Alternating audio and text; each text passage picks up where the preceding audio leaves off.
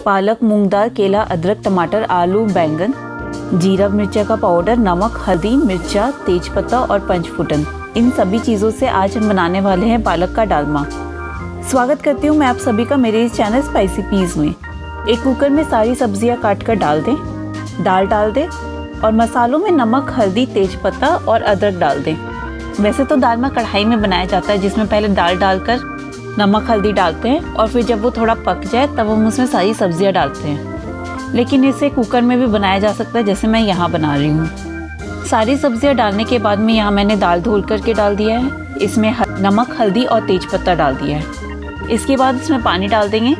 पानी थोड़ा डाल दें क्योंकि सारी सब्जियाँ भी पानी छोड़ेंगी और फिर बहुत ज़्यादा पानी हो जाएगा, जिससे फिर आप उबालते ही रह जाएंगे। इन सब के बाद कुकर में मंद आंच में सिर्फ एक सीटी लगाना है और फिर हमारा दालमा तैयार हो जाएगा।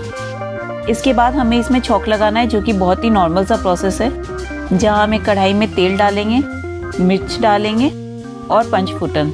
उसके बाद हमारी कुकर में तैयार हुई डालमा डाल देंगे। इसे थोड़ी देर तक ढककर उबालना है और फिर हमारा पालक का डालमा तैयार। जब हम पालक का दालमा तैयार हो जाए तब हम इसमें लास्ट में जीरा और मिर्चा का पाउडर डाल देंगे। ये अलग से सेक करके हमने रखा हुआ था। मैंने भी आज ये दालमा पहली बार ही बनाया है।